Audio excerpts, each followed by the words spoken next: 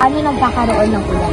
For me, meron kasi tayong tinatawag na water cycle, which is parang cycle lang siya na nangyayari sa Earth, which is mag-evaporate yung mga water tungkol sa clouds natin. Tapos pag mabigat na siya, ibabagsak niya na yung which is yung ulan. I am Drheam Louise Calica, your little earth scientist for this video. I'm gonna explain what is water cycle along with its importance.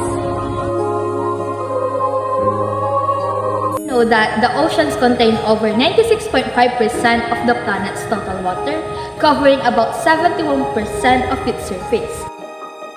I gathered information from one of my schoolmates, but now we will know what is water cycle.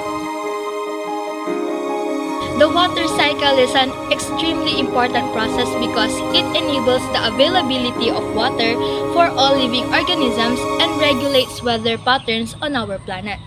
If water didn't naturally recycle itself, we would run out of clean water, which is essential to life. What is the importance of water cycle?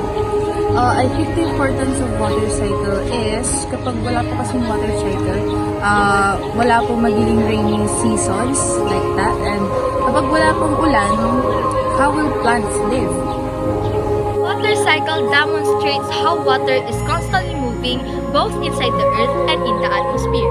It is a complicated system with a wide range of processes. Funny thing is that the water that falls from the sky as rain today might have fallen last week, last month, last year, or thousands of years ago. It is the greatest recycler of all time. We know what water cycle is.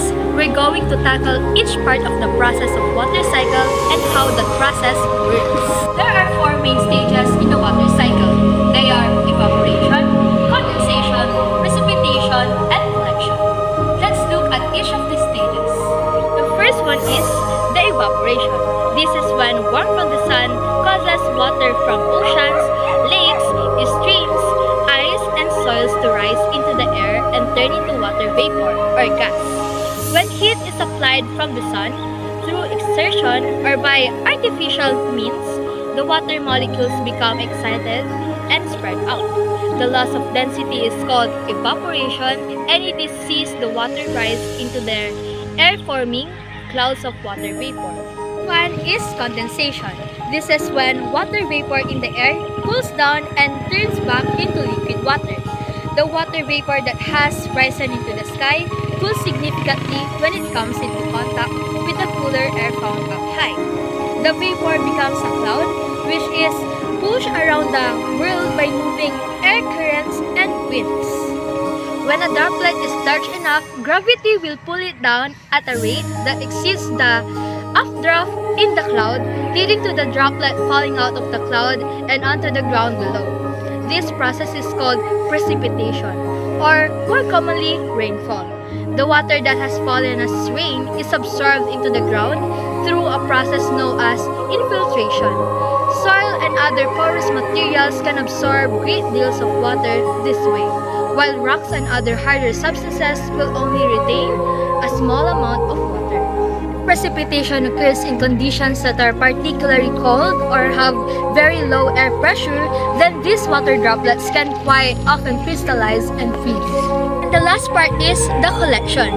This is when water that falls from the clouds as rain, snow, hail, or sleet collects in the oceans, rivers, lakes, and streams. Most will infiltrate or soak into the ground and will collect as underground water.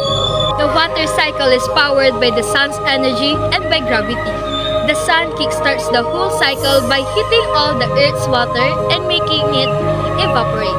Gravity makes the moisture falls back to the Earth. All, it's an honor for me that I lead you in exploring the world of science. I am Drheam Louise Calica, signing off as your little Earth scientist from the family of Einstein. Until our next knowledgeable Chica!